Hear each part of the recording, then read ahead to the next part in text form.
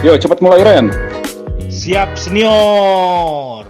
Selamat datang di Otentik, obrolan tentang ekonomi dan politik yang diselenggarakan oleh Sigmapi, Policy Research and Data Analysis. Seperti biasa, kami kembali dengan isu-isu yang aktual dan penting untuk dibicarakan. Dan pada obrolan kali ini, kita berangkat pada tema waspada dari PPKM jadi PHKM. Nah, PHKM ini PHK massal tentunya, artinya ada risiko yang sangat besar sebagai dampak dari PPKM yang telah kita laksanakan beberapa kali ini. Nah, pada hari ini seperti biasa saya juga tidak sendiri, artinya ada seorang teman sekaligus senior Hardi. Silakan senior. Thank you Reno. Jadi kita akan bahas tentang dampak PPKM ya sekarang. PPKM itu udah berapa lama sih? Kalau yang darurat dan level 4 kan baru dari 3 Juli. 3 Juli, berarti udah sebelumnya PSBB kan diganti oleh PPKM. Yes. Itu dari sekitar akhir tahun kemarin ya. Awal tahun 2021. Tadinya PSBB terakhir. PPKM mikro, darurat, baru level-level. Ya, betul. Nah, sejak darurat 3 Juli ini terutama, itu kan pengetatannya memang lebih kencang. Dan kasus ternyata memang memuncak pada waktu itu. Itu sedikit banyak membuat dunia usaha tertekan. PMI-nya berapa waktu itu dari market 47 ya? 43 atau 47? Jadi 43. 47.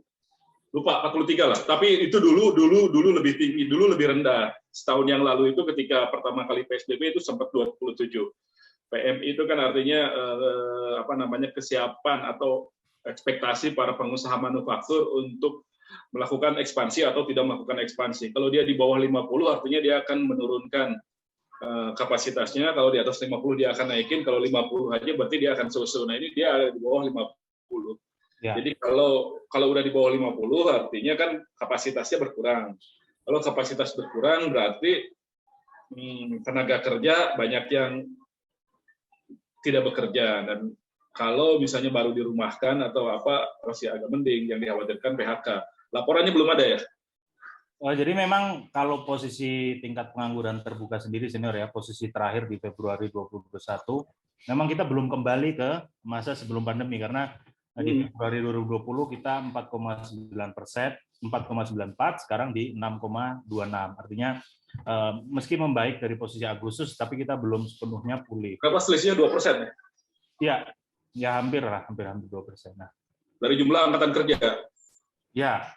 Kemudian juga di data Februari terakhir itu BPS menyebut yang terdampak COVID itu 19,10 juta atau 9,3% dari angkatan kerja. Nah, itu dari 19,10 juta ini ada yang menganggur tuh 1,62 juta, lalu yang sementara tidak bekerja itu 1,11 juta, dan yang besar ini itu terminologi BPS yang dipakai ya. Ya, yang paling gede nih senior pengurangan jam kerja, jadi sampai 15,72 juta. Artinya kalau jam kerja dikurangin, kita tahu otomatis ya shift ya berarti. Dan itu kan kalau ikut WFH atau WFO 75 lalu WFO 50 artinya kan pengurangan jam kerjanya paling sedikit 50%. Ya. Dan jam kerja kan dalam hitungan tenaga kerja kan terkait dengan pendapatan. Terkait dengan pendapatan, betul. Ya. Kemudian tapi harus ada orang yang lebih teliti untuk melihat angka-angka itu. Kalau Reno kan cuma sepintas saja, ada orangnya nggak? Masih tanya yang memang mendalamin isu ini senior. Nah, hari ini kita juga sudah ada narasumbernya. Ya. Seorang muda ya. Langsung aja kali ya senior ya. Kita sambut Faisal Rahman. Nah, wis. Gimana? Halo. Kalau tampang melasnya emang kayak buruh banget. Gimana? Iya. Gue kenalin dulu kali ya, senior ya. Faisal ini ya. Gue kenalin dulu ya profilnya ya. Iya dong. Jangan nanti orang terjebak melihat dia memelas begini disangkanya dari kalangan apa, padahal enggak. Oke, Faisal ini adalah seorang peneliti ya peneliti ekonomi. Isu-isunya dia fokus di isu terkait dengan ketenagakerjaan dan kemiskinan. Dulu sekolahnya waktu S1 ekonomi di FEB UGM, lalu melanjutkan master Development Economics di University of Birmingham di Inggris ya, di Birmingham, Inggris. Nah, jadi ini bukan narasumber kaleng-kaleng nih senior. Oh iya. Sekolahnya Inggris, S1-nya UGM ekonomi kan? Iya. Nah, artinya secara di atas kertas udah mumpuni. Nah, gimana nih aslinya kita dalamin? Silakan senior. Langsung aja Faisal nih. Gambaran umumnya gimana dulu? Gambaran umum kondisi ketenaga kerjaan setelah PPKM ini kayak apa? Oke. Waduh, terima kasih Reno. Ini saya harus manggil senior juga nggak ya ini ya dalam nih? Udah hormat senior. Saya panggil senior aja lah ya, senior Hardi. Oke, ya makasih loh atas kesempatannya untuk ngobrol-ngobrol santai di Otentik ini ngomongin masalah PPKM sama PHKM masalah. Nah, memang PPKM ini mungkin bukan masalah yang hanya dialami oleh Indonesia, tapi secara mungkin hampir seluruh negara mempunyai kebijakan masing-masing dalam mengontrol penyebaran pandemi dan itu pada umumnya dan pada khususnya di sini bagaimana ekonomi ini bisa terjaga. Tetapi PPKM ini mungkin banyak negara ada yang mereka menerapkan lockdown, ada yang melakukan semi lockdown, ada yang kita melakukan berbagai transmisi yang tadi yang sudah disampaikan oleh senior Hardi bahwa dari awal kita pakai istilah PSBB, kemudian ada transformasi sampai sekarang adanya PPKM darurat yang cara penerapannya cukup kalau saya lihat cukup ketat ya dan cara tidak langsung masyarakat juga beberapa sudah mulai beradaptasi dan mengikuti apa yang diarahkan oleh pemerintah. Nah itu yang pertama. Yang kedua kemarin masalah baru kemarin ini dari pemerintah sudah menetapkan atau memperpanjang PPKM kita itu sampai 23 Agustus.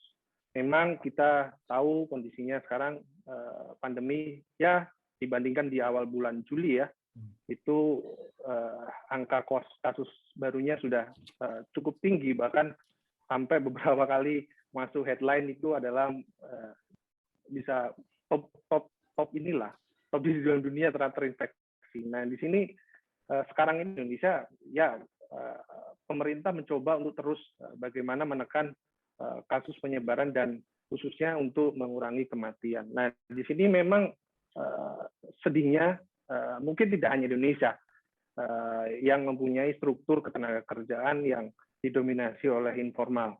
Karena kalau saya coba lihat-lihat di India gitu ya, senior Reno, itu ternyata mereka itu informal sektornya itu ternyata jauh lebih besar dibandingkan Indonesia.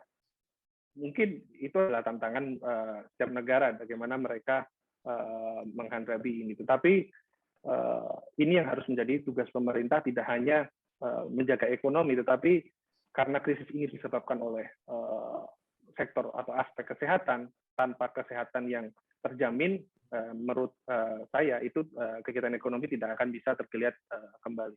Jadi mungkin itu dulu kali ya permulaan bagaimana pemerintah ini sekarang lebih fokus untuk mengontrol kondisi penyebaran COVID, karena ini juga akan mengaruhi ibaratnya hitung-hitungannya para pelaku ekonomi lah untuk bagaimana mereka ingin rebound atau ingin recover mereka usaha mereka kalau mereka tidak dihadapi dengan ketidakpastian. Tapi di sini saya melihat pemerintah serius untuk memberikan kepastian dalam hal penanganan COVID-19. Mungkin itu dulu, senior. Kalau pekerjaannya gimana? Jadi udah ada berapa catatannya sekarang yang ter-PHK atau terkena dirumahkan atau dikurangi jadwal jam kerjanya? Komposisinya berapa dan kira-kira pendapatannya jadi berkurang berapa secara keseluruhan? Oh iya, kalau misalnya terkait masalah jumlah pengurangan, kalau tidak salah kemarin itu kalau saya yang melihat spesifik ya, karena saya ingin melihat kasusnya adalah sektor formal dan informal, karena ketika yang di PHK ini adalah sektor formal itu sangat ibarat menjadikan tugas tambahan bagi negara bagaimana mempersiapkan jaminan sosial bagi para pekerja kita. Karena sektor kayak misalnya yang saya coba tangkap ya, tadi mungkin sudah dijelaskan oleh Reno. Yang saya coba lihat di sini adalah bahwa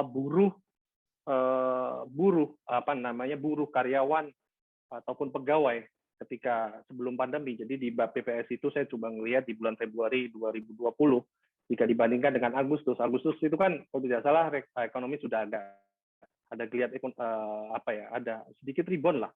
Ada kegiatan ekonomi lagi. Itu ada penurunan jumlah buruh pegawai maupun karyawan itu sekitar 12% dari Februari ke Agustus. Itu artinya adalah bahwa tadi juga sudah disebutkan oleh Reno, tambahan juga datanya bahwa tadi ada beberapa orang yang diberhentikan dengan jumlah yang 12% itu kira-kira berapa juta ya? Tadi 12% itu sekitar berapa ya? Kalau pekerja formal kita kan 60. Pekerja formal kita sekitar 40%, Senior. Ya, 60 juta ya. Ya, sekitar 60. Jadi 12 itu sekitar 7,2 juta. 7,2 jutaan. Iya, yang mereka dari statusnya berkurang untuk pekerja formal di. Jadi 7,2 juta itu ada yang kena PHK, ada yang dirumahkan, ada yang dikurangi jam kerjanya, ya. Ada yang kontraknya diputus. Ya, Senior. Sejauh ini 7,2 juta. Ya. Berapa sektor? Kalau berapa sektor, saya kurang tahu pasti. Tapi yang paling banyak sektor apa yang paling rentan terkena ancaman ini? Jadi gini, kalau dari sebaran sektor pekerja kita itu kan dominasi dari sektor pertanian. Tetapi kita tahu sektor pertanian kalau kita masalah ngomong tentang kerja, mereka secara alamiah pun kayaknya mereka cukup tidak rentan dibandingkan sektor perdagangan maupun sektor industri. Karena sektor pertanian ini adalah paling besar ya penyerapan tenaga kerja oleh kita. Yang kedua itu adalah perdagangan, dan ketiga adalah industri pengolahan. Di situ perdagangan ada sekitar mungkin kurang lebih sekitar 19% dari angkatan kerja kita yang bekerja itu di perdagangan, dan sekitar 14-15% itu ada di sektor industri. Jadi mungkin sektor-sektor inilah yang saya lihat sangat sensitif terhadap penyebaran dari virus ini. Terlebih kalau misalnya industrinya itu orientasinya adalah padat karya gitu Senior. Jadi di industri perdagangan dan manufaktur yang paling banyak terdampak oleh PPKM, dan itu juga jumlahnya memang dominan di antara sektor-sektor di samping pertanian. Ya, seperti itu. Perlindungannya udah kayak apa? Gimana? Perlindungannya udah seperti apa? Perlindungan selama ini pemerintah itu kan ada beberapa program ya yang kasusnya untuk Banpres, untuk mereka yang sebenarnya Banpres ini kan untuk mereka yang sangat spesifik, yang dia berusaha tapi dia tidak ada kebijakan. Tapi kalau kita melihat dari kelompok yang tadi itu, yang dari industri pengolahan ini, di sini barusan pemerintah itu menerapkan bantuan subsidi upah. Itu bantuan subsidi upah untuk pekerja. Iya. Oke. Para pekerja itu masuk di PKH nggak? Umumnya. Para pekerja tergantung Senior. Ada juga yang masuk. Seharusnya ada. Karena satu ketika melihat yang PKH ini kan adalah bantuan sosial yang paling bottom, yang paling dasar. Tetapi yang perlu kita lihat lagi di sini adalah bagaimana apakah dari yang para pekerja yang di paling bottom ini adalah bekerja di ya makanya kan punya bayangan kita pekerja itu pekerja formal dan formal dan di manufaktur atau di perdagangan itu kan punya standar pendapatan, itu ada UMP dan lain sebagainya. Nah dari sana kelihatan nggak itu masuk PKH atau enggak. Lalu di atas PKH itu ada apa lagi? Bansos, tunai, bantuan langsung non tunai. Nah itu mereka dapat juga nggak selain kemudian ada bantuan subsidi upah. Jadi gini, kalau misalnya ngomongin kita masalah tenaga kerjaan, PSW ini kan sebenarnya ada dua tahap. Pertama itu adalah tahap bagi mereka yang tenaga kerja yang ikut, pertama syaratnya adalah dia ikut BPJS ketenaga kerjaan dan mereka penghasilannya di bawah 5 juta. Kemudian yang tahap kedua ini diturunkan Senior, jadi menjadi 3,5 juta kalau tidak salah. Tetapi itu juga disesuaikan terhadap daerah-daerah yang kena PPKM level 3 dan 4. Karena beberapa Ya. 3 level 4 ini kan daerah Jakarta, daerah Karawang, yang mana UMP-nya itu mungkin lebih tinggi daripada 3,5. Jadi itu adalah perkecualian. Nah, disitulah mungkin cara pemerintah untuk mengakomodir mereka-mereka tenaga kerja yang terdampak sebagai wujud pemerintah. Jadi bukan artinya sebagian dari pekerja tetap menerima juga bantuan ketika mereka menghadapi dampak atau risiko dari adanya paparan COVID ini. Ada dialokasikan untuk mereka bantuan-bantuan, baik itu berlaku sebagai warga miskin atau sebagai pekerja itu sendiri. Iya. Jadi tapi memang di bantuan subsidi upah ini ada persyaratan lain juga, Senior. Jadi dia tidak boleh kalau masalah pekerja itu mendapatkan program prakerja. Oh ya, udah ada pekerja juga ya. Banpres. Aman dong, Ren. Ya, aman, Ren. Kalau mereka situasi gini, Ren. Nah, itu yang mesti diteliti lebih lanjut. Cuma saya lebih tertarik gini, Senior ya. Artinya kalau tadi yang disampaikan Faisal kan kondisi tenaga kerja kita secara sektor mayoritas di pertanian, perdagangan besar eceran, lalu di pengolahan. Kemudian berdasarkan status paling besar adalah buruh, karyawan, dan pegawai. Berdasarkan pendidikannya SD. Lalu formal dan informalnya lebih banyak di informal. Ya. Nah, atas kondisi tersebut, saya lihat data ya, Faisal ya. Untuk pekerja paruh waktu ini meningkat dari 23,88% di posisi Februari 2020 menjadi 27,09% di 2021. Artinya dengan kondisi struktur tenaga kerjaan kita yang demikian ini, bagaimana nih Sal mengembalikan agar setidaknya para pekerja ini kembali lagi bekerja secara full time ya, tidak paruh waktu itu formal ya? Ini udah campur ya Sal berarti ya? Udah keseluruhan, Ren. Ya nggak bisa juga lah, Ren. Lo gimana minta supaya full time orang lagi PPKM? Ya artinya kita kan dihadapkan pada situasi yang kayak gini, Senior. Nah artinya saya pengen tanya nih ke Faisal, apa kemudian strategi jangka pendek ketika ada tantangan kesehatan, lalu struktur ketenagakerjaan kita seperti ini juga, itu bagaimana setidaknya nggak usah kita memimpikan angka yang lebih bagus, setidaknya enggak. Tadi kan Faisal udah cerita nih ada bantuan subsidi upah dan lain sebagainya segala macam. Nah sekarang kita pengen tahu, kan dia bukan pemerintah masalahnya. Dia pengen tahu itu yang sudah dilakukan oleh pemerintah itu efektif atau enggak. Kalau efektif karena apa? Kalau enggak, di mana problemnya gitu loh, dari bantuan-bantuan dan bantalan-bantalan supaya mereka tidak benar-benar terpuruk. Karena kalau misalnya dipaksakan full time ya memang nggak bisa juga. Ini waktunya untuk tiarap. Nah, tapi yang penting supaya mereka bisa survive gimana, dan itu tepat sasaran atau efektif nggak? Gimana, Sal? Gini, memang ini agak ironi ya. Jadi apa yang disampaikan Reno itu memang secara bersamaan juga ditunjukkan oleh data BPS yang kemarin juga dirilis. Itu terkait SD yang ke bawah ini, perubahannya di dalam sektor tenaga kerja itu justru menurun partisipasi 2020 dibandingkan Februari 2021, tenaga kerja yang berpendidikan SD ke bawah ini menurun. Sebaliknya yang mengalami kenaikan. Menurun tuh gimana, Senyar? Artinya apa? Menurun tuh berarti dia udah nggak kerja lagi. Artinya kalau misalnya saya melihat di sini ini adalah bahwa pekerja yang pendidikan universitas ini jauh lebih mudah untuk kembali masuk ke dalam pasar tenaga kerja.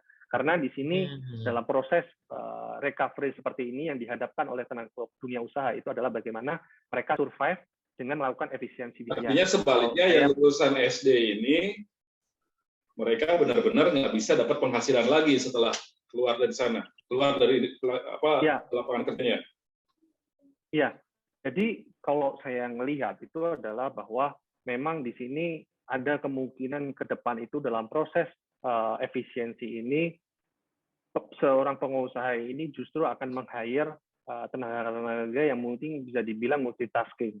Jadi zona-zona atau daerah-daerah pekerjaan yang sebelumnya dikerjakan oleh pekerja buruh ataupun sebagainya yang dengan pendidikan SD ke bawah, mereka mungkin akan diambil alih oleh para pekerja yang memiliki pendidikan yang jauh lebih tinggi, yang memiliki Artinya lu pengen ngomong, sarjana pun mau melakukan pekerjaan yang untuk klasifikasi SD gitu?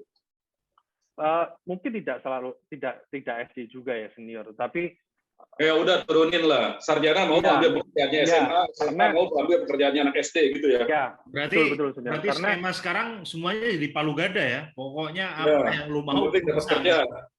Ya, jauh seperti itu, karena cara sekarang orang mau consider untuk membuka lapangan usaha lagi, juga mereka akan berpikir lagi, melakukan ekspansi pun juga akan. Jadi bagaimana mereka dengan anggaran yang terbatas, dengan biaya yang terbatas ini, mereka tetap survive tanpa harus menutup usahanya. Kalau menurut saya akan seperti itu. Jadi yang justru akan jadi PR pemerintah itu nantinya adalah bagaimana memberikan bumper ini tuh harus disediakan sejauh mana gitu. Karena menurut saya tidak akan cukup sampai di 2021 ini untuk bumper untuk tenaga kerja. Misalnya contohnya adalah BSU ya.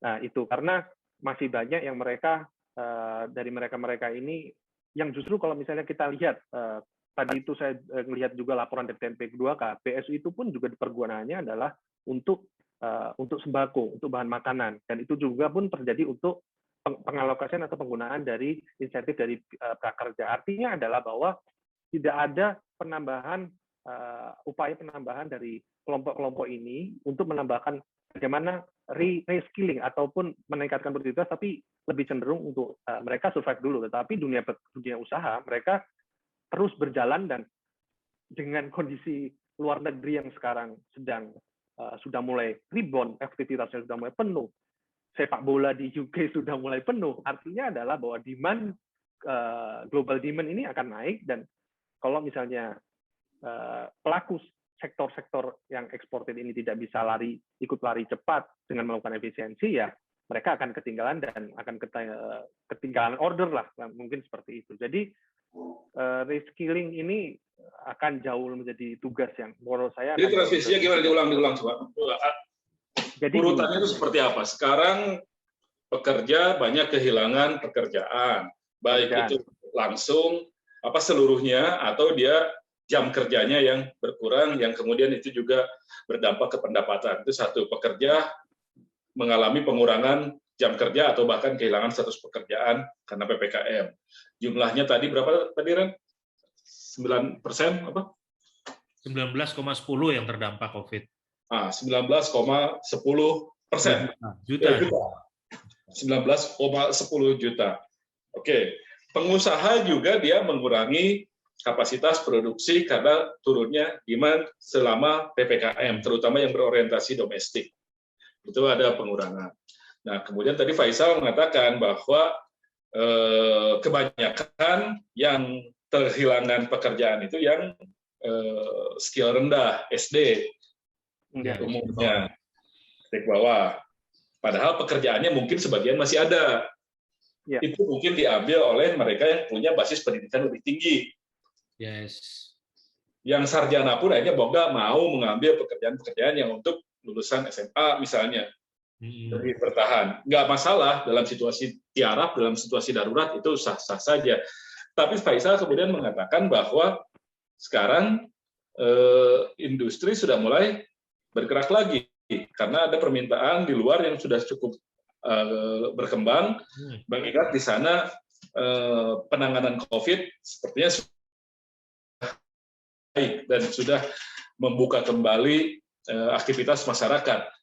Tapi apa iya gitu, maksudnya gitu loh. Apa iya begitu Amerika aktif, kita bisa langsung memenuhi kapasitas pekerja, kita bisa langsung terserap efektif, mesinnya bisa langsung digerakkan lagi, Pak? Ya, apa nggak ada lag yang cukup lama gitu? Memang ada lag senior. Tapi yang fokus saya di sini adalah bagaimana nanti ini orang-orang yang terdampak, khususnya yang menengah, yang sebenarnya mereka sebelumnya pendidikan rendah ini dapat pekerjaan, akhirnya mereka sekarang tidak bisa dapat pekerjaan, tetapi sekarang demand-nya karena proses perusahaan sudah mengalami kerugian, mereka juga harus melakukan efisiensi, mereka juga harus melakukan perang harga. Perang harga di sini adalah mereka yang produksi juga dengan biaya ada barang impor, itu kan mereka juga harus melakukan efisiensi. Artinya semakin sedikit celah bagi mereka-mereka yang berpendidikan rendah ini untuk melakukan kompetisi masuk ke dalam pasar tenaga kerja lagi. meskipun mereka dibantu sekarang dengan kartu PSU ataupun dengan prakerja, mereka itu dari hasil studi yang dilakukan misalnya dari Semeru itu juga dari prakerja itu cenderung mereka ya adalah kelompok menengah atas. Jadi kelompok menengah atas ini yang mengakses kartu prakerja. Artinya kelompok menengah bawah yang para pekerja-pekerja dengan pendidikan rendah ini semakin termarginalkan. Masa kelompok menengah atas itu prakerja menengah aja kali ya? Yang atas masa ada yang ikut sih? Kalau dari memang ada pekerja kelompok atas yang kena PHK terus ikut prakerja juga? Karena kalau dari yang kajian Semeru itu adalah menengah atas itu mendapatkan akses paling banyak dibandingkan yang rendah dari prakerja. Itu yang pertama. Dari CIIS juga. Tapi prakerja kan memang dibuka kan, Sal? Artinya nggak ada persyaratan dari desil berapa, nggak ada toh? Ya, memang dibuka secara umum. Cuman kita lihat lagi, sekarang kita bedah. Kalau misalnya kalau ngomong masalah prakerja, berarti kita how our labor itu berinteraksi melalui internet. Nah, kalau kita ingin lihat melalui internet aja, kita misalnya nih saya mencoba untuk melihat struktur orang yang bekerja, terus yang melakukan bukan yang bekerja, tetapi orang yang melakukan akses internet. Itu yang desil 1 aja, itu yang melakukan akses internet itu hanya sekitar 25%. Jadi orang miskin ini kan ada di desil 1. Desil 2 itu hanya sekitar 35%. Jadi di kelompok mereka. Artinya adalah, jadi untuk menyasar kartu prakerja, BSU, kalau misalnya BPJS Ketenagakerjaan, itu artinya pemerintah tuh masih ada blank spot. Tapi yang pemerintah harus coba. Ya, bahwa prakerja tidak akan bisa menyerap mereka semua yang ter-PHK atau terkena masalah di lapangan pekerjaannya. Sekarang ada berapa orang yang di prakerja, udah berapa juta? Itu ada berapa ya? Saya kurang tahu pasti. Jadi ada nggak datanya, paling nggak yang udah prakerja itu mereka bisa kerja lagi atau bisa usaha sendiri, ada nggak sih?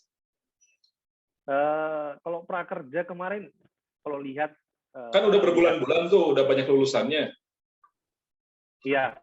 Ada senior, sekian persen ada yang dinyatakan memulai usaha lagi. Ya karena gini kan tadi Reno bilang 19 juta orang yang terkena problem dampak PPKM, dampak pandemi, baik itu yang ter-PHK atau yang terkurangi jam kerjanya. Nah sampai sekarang kan belum pulih untuk kembali ke level itu, ya kan? Belum pulih, situasinya belum terserap kembali. Nah kartu prakerja kan diharapkan untuk mengurangi yang tadi. Sementara kan jumlah angkatan kerja baru yang masuk ke usia kerja setiap tahun ya nambah 2 juta orang. Nah, maksudnya ini nanti gitu loh. Kalau misalnya ini selesai, kan yang 19 juta ini mungkin kalau misalnya tidak diatasi sekarang, dia akan ditinggalkan nanti. Ketika industri mulai tumbuh, dia akan menyerap anak-anak yang mungkin baru lulus dan fresh, dan upahnya bisa lebih rendah. Belum tentu mereka yang 19 juta orang ini akan kembali direkrut begitu saja. Nah itu tadi gitu loh. Ada nggak pandangan untuk mengatasi ini? Karena kalau 19 juta ini terus diobak-ambingkan kan bisa jadi problem besar juga. Gitu. Memang, karena kan yang dilema kan gitu ya senior, ketika seseorang ini di PHK ya kan, dan ini kan usia kerjanya bisa macam-macam. Ada yang udah 5 tahun, ada yang 10 tahun, dan 20 tahun. Nah, ketika di PHK kemudian beliaunya mencari kerja lagi, kan jadi 0 lagi senior. Iya. Ya, artinya dia masuk ke perusahaan dengan ya 0, masa kerjanya 0 lagi. Nah, itu kan akan akan jadi soal gitu loh. Ketika orang untuk dan langsung berkaitan dengan pendapatan kan, untuk keluarganya, untuk sehari-hari dan seterusnya toh. Ya, dan itu tidak terelakkan. Itu tidak terelakkan. Perusahaan tinggal bilang kalau nggak mau ya sudah, dia bisa ambil yang lebih muda yang baru lulus sekolah, gitu kan, tidak terelakkan. Jadi artinya kan harus ada semacam sosialisasi bahwa situasi ini akan dihadapi oleh para pekerja. Dan untuk meminta perusahaan tetap menghargai masa kerjanya ya repot juga. Perusahaan tuh banyak alternatif yang lain yang mau bekerja untuk itu.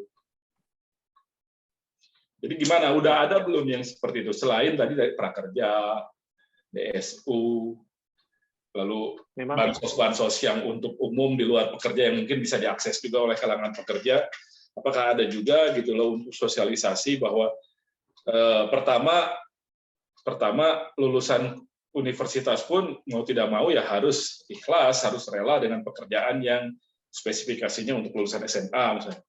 Yang kedua itu tadi, kalau misalnya situasinya sudah agak pulih dan permintaan mulai tumbuh, maka posisi mereka juga agak rentan, sehingga perlu apa gitu. Mereka harus siap dan perlu apa.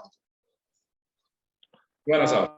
Menurut saya kalau dari segi SDM ya, SDM ini memang harus dibekali sih senior. Jadi memang sekarang mungkin orientasi untuk decent job, untuk pekerjaan yang layak itu mungkin perlu didefinisi lagi ketika ada gejolak yang itu seperti merestart semua struktur lapangan kerja. Jadi sekarang ini kalau bisa orang bisa melakukan misalnya saya seorang ekonom, saya bisa melakukan editing video ataupun whatever itu ya, there will be plus point untuk mereka seperti itu. Jadi untuk nanti mungkin saya yang perlu jadi perhatian adalah sekarang adalah pekerja, sebenarnya yang cukup menjadi perhatian saya adalah untuk pekerja informal. Jadi pekerja informal ini mau sejauh mana pemerintah untuk melihat jaminan sosialnya itu, bagaimana mereka melibatkan ke dalam, setidaknya masuk ke dalam BPJS ketenagakerjaan gitu.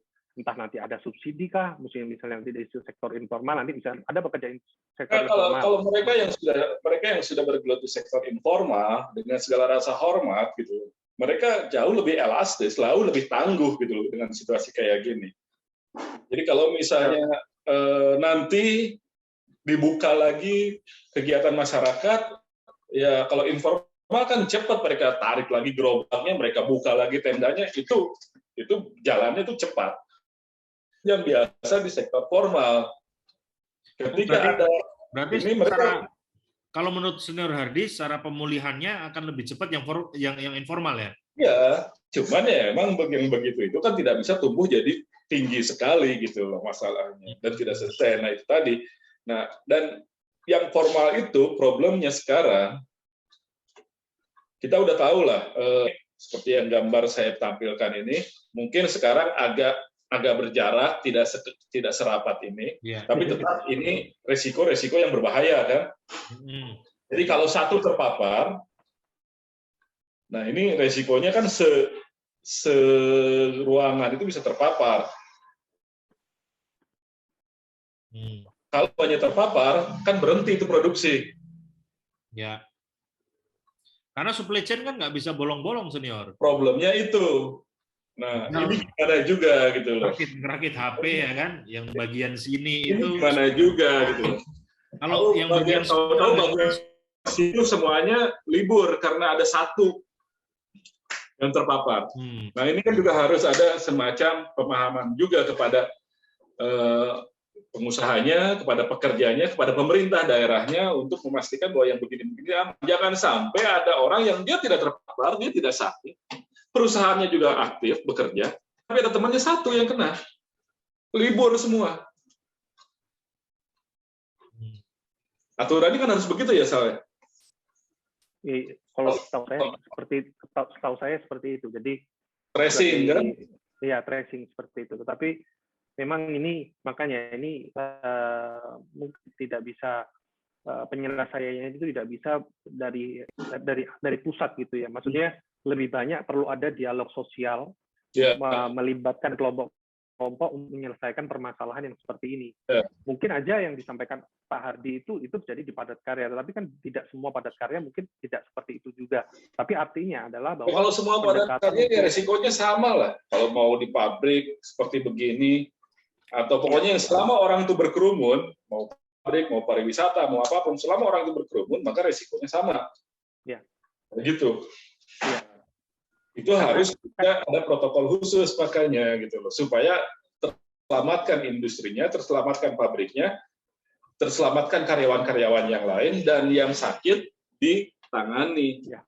Harusnya ada protokol khusus sendiri kan, ya, untuk menangani yang kayak gitu. Sama itu tadi, kalau dia kena istilahnya WFH 75 atau WFH 25 gitu. 50. Nah, ini gimana? Ini aturannya ke pendapatan, aturannya ke gaji.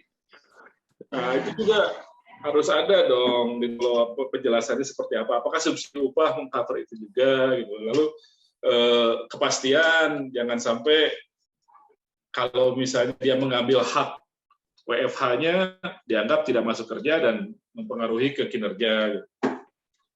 Nah, itu jadi PR lagi ya, senior. Terlebih kalau ngomong masalah waktu terus jumlah pekerjaan dilakukan itu nanti ada hubungannya sama cipta kerja yang sudah ditetapkan ini. Jadi ada beberapa komponen yang sebelumnya tidak diatur, tapi di cipta kerja ini diatur. Khususnya dalam hal jumlah, misalnya outputnya itu berdasarkan jumlah dan waktu. Masuk ya di cipta kerja ya? Iya, senior. Jadi upahnya itu nanti ditetapkan, ada statement, ada poin yang menetapkan bahwa upahnya itu nanti akan ditetapkan berdasarkan satuan waktu. Ini yang harus seperti itu. Jadi karena ketakutan itu akhirnya pekerja ngotot bekerja padahal dia OTG misalnya.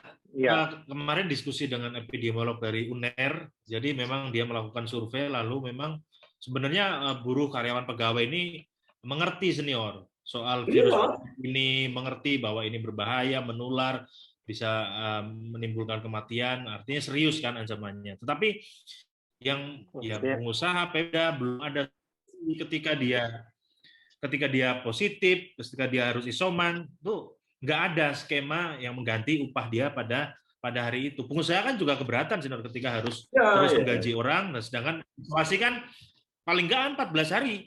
Ibarat kalau gaji sebulan, ya setengah bulannya nggak masuk, kan gitu kira-kira. Tetapi kantong duit keluar dari pengusaha full. Nah, kan pemerintah ngomong aja, ya pokoknya kalau ini langsung isoman, ini gaji harus full, cuma nggak ada pemikiran solusi lebih lengkap gitu kira-kira. Jadi emang harus lebih rinci ya, selain menyelamatkan mereka yang sudah kadung terdampak, baik itu PHK atau dirumahkan, lalu kemudian juga itu menyelamatkan mereka yang masih bekerja, jangan sampai nambah lagi jumlah itu. Caranya gimana? Selamatkan dulu dunia kerjanya, supaya memang tetap ada pekerjaan, dan selamatkan sistem kerja itu tadi. Gimana gitu loh dengan kayak gini. Faisal, ini boleh nggak berganti topik sedikit ya? Karena kemarin pidato kenegaraan Pak Presiden nih 17 Agustus. Kemarin di pidato kenegaraan Presiden itu menyampaikan kalau ekonomi digital kita perputarannya dari 2020 itu 253 triliun. Dan di 2021 diprediksi sampai 330,7 triliun. Nah, ini gimana nih senior nih? Artinya pandemi kan tata kehidupan digital ini semakin kuat ya penetrasinya. Sedangkan dalam banyak kajian kan memang ada semacam trade-off antara digitalisasi dan serapan tenaga kerja, ya kan? Nah ini bagaimana menurut pandangan Bro Faisal nih terkait dengan persoalan digital? Oke, menurutku sih digitalisasi ini nanti justru mungkin bisa menjadi solusi, bisa jadi mengancam bagi mereka yang memiliki keterbatasan dalam mengembangkan kemampuan atau keterbatasan akses. Artinya digital ini kan memberikan manfaat ketika mereka bisa melakukannya dengan baik, memberikan manfaat ketika mereka bisa mengakses pasar sehingga mereka dapat mendapatkan informasi ataupun barang yang bagus lah dengan harga yang murah. Tetapi di sebaliknya jika mereka tidak bisa, sebenarnya kalau misalnya ngomong digital itu kan, kalau misalnya kita balik lagi, kalau misalnya lebih spesifik adalah ngomong e-commerce, memang digital ini mempermudah bagi mereka untuk mengakses pasar secara langsung tanpa dia harus mempunyai effort banyak untuk masuk ke dalam pasar. Beda zaman dulu, mereka harus datang ke pasar untuk bisa menjual barangnya, tapi dia dari rumah udah bisa melakukannya seperti itu. Tetapi permasalahannya tadi sudah saya sampaikan bahwa yang memiliki akses, memiliki kemampuan, yang memiliki handphone aja itu kayak memiliki handphone. Kalau dia dari datanya BPS itu, dari data Susenas itu tuh baru 50%, kurang lebih 50%, 50-55%. 2020 itu yang baru memiliki handphone. Handphonenya itu belum tahu tentu. Handphonenya nggak tahu ya, artinya dia smartphone atau masih yang lama gitu, nggak tahu. Ya. Okay. Tetapi ketika kita coba lihat lebih rinci lagi, ternyata ada informasi di dalam BPS itu, di dalam Susenas itu yang memberikan informasi kalau penggunaan untuk menggunakan internet itu melalui apa? Melalui handphone. Itu pun masih di kisaran jauh sedikit di bawahnya. Artinya adalah bahwa ada gap yang cukup besar ini terkait digitalisasi. Seharusnya kalau saya melihat adalah bahwa seharusnya bawah inilah yang bisa mendapatkan diskon dengan harga yang murah. Tetapi justru sebaliknya kelompok menengah atas lah yang bisa menikmati promo-promo atau apa yang sedang dilakukan oleh proses bisnis dari startup ini. Artinya ya memang ini adalah tantangan, tetapi tantangan itu tetap akan ada ke depannya, gitu ya. Itu nggak bisa dipungkiri. Orang miskin tetap akan ada di proses digital, tapi bagaimana sekarang setidaknya masyarakat miskin ini mendapatkan manfaat dari proses digitalisasi. At least nanti ada promo yang mungkin ada keterlibatan peran dari pemerintah seperti apa itu nanti bisa. Ya. Masih agak panjang lah kalau urusan yang sana ya. Meskipun tidak akan terlalu lama karena yang namanya sebaran begini tidak akan terbayangkan lah tahu-tahu sudah dimiliki oleh siapapun gitu. Bahwa sekarang memang masih terbatas untuk ukuran Indonesia ya masih problem. Tapi yang jelas sedikit banyak kan aspek digital sudah cukup banyak menyelamatkan juga sebagian angkatan kerja untuk bisa mendapatkan penghasilan dan itu diyakini akan semakin membesar ke depannya. Masih banyak, masih terbuka pasarnya dan itu memang harus terus difasilitasi.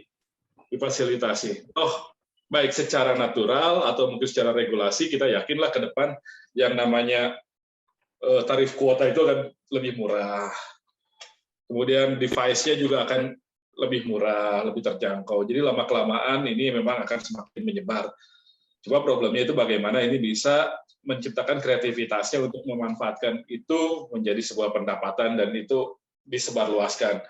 Itu juga memang salah satu cara yang bisa dilakukan sejauh ini. Cuma memang berapa sekarang sumbangannya itu dari digital untuk penyerapan angkatan kerja? Ada nggak datanya?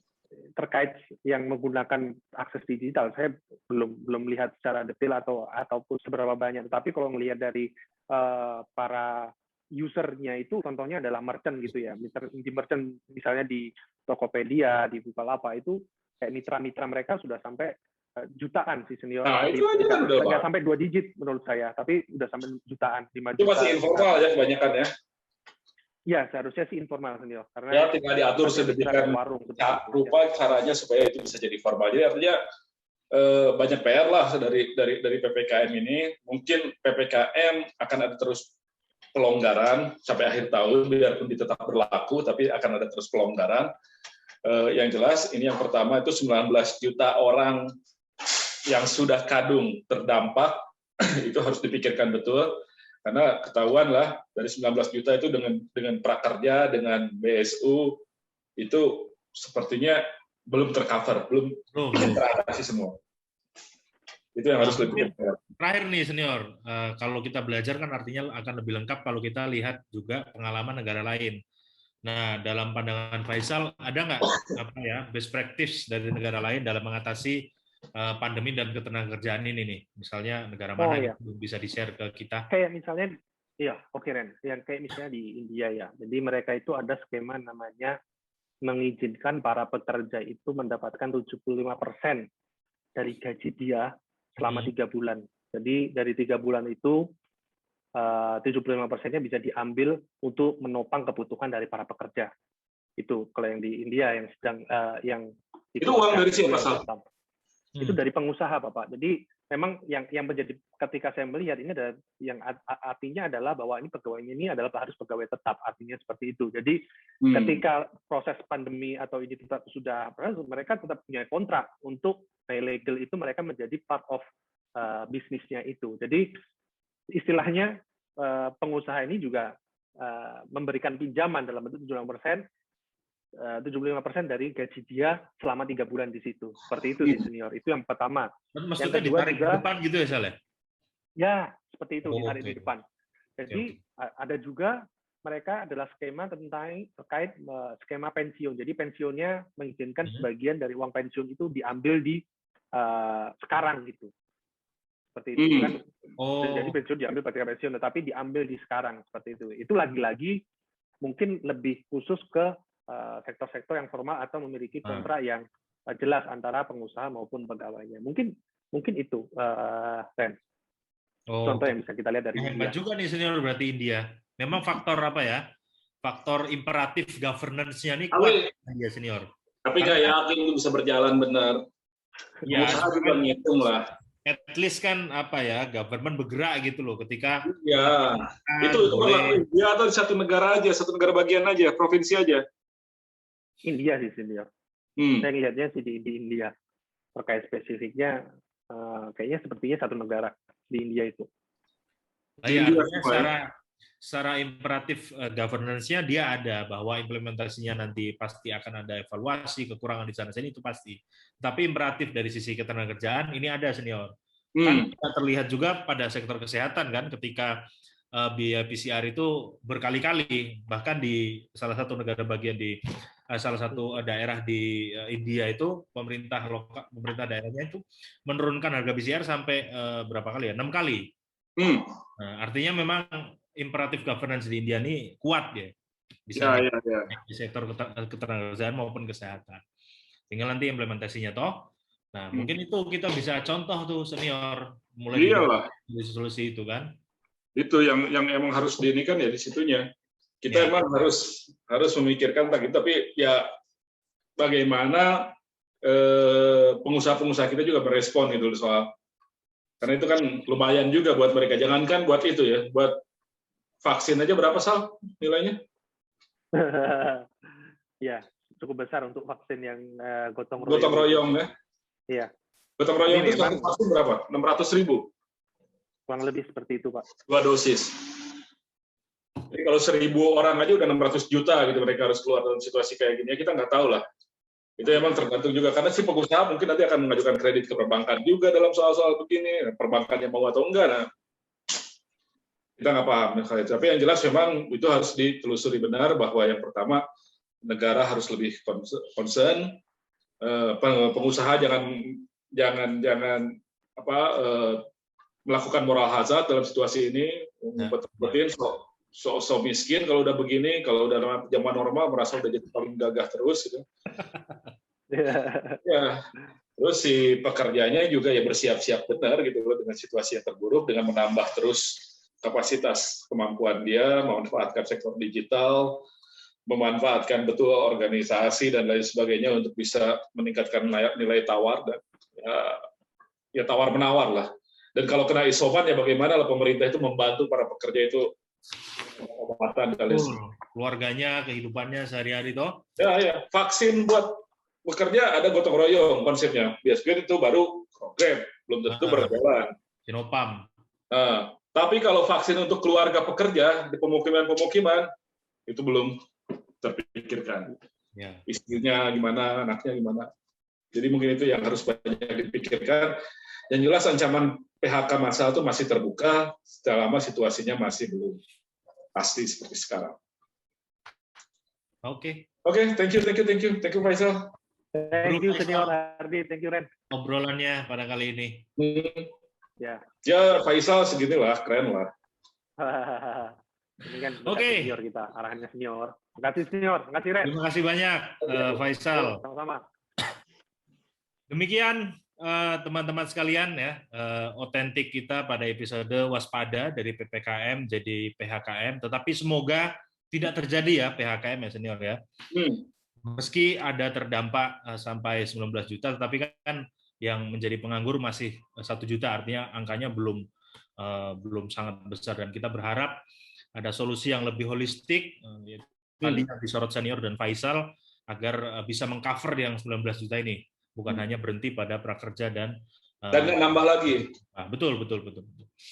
Oke, demikian dari saya Reno dan Senior Hadi. Nanti kita bisa jumpa lagi di tema-tema dan isu-isu aktual berikutnya di Otentik, obrolan tentang ekonomi dan politik dari Sigmapi. Senior. Ya, terima kasih semuanya. Terima kasih Reno. Kita pamit dulu. Mudah-mudahan bermanfaat. Saya Hari Herman pamit. Sampai jumpa. Sampai jumpa.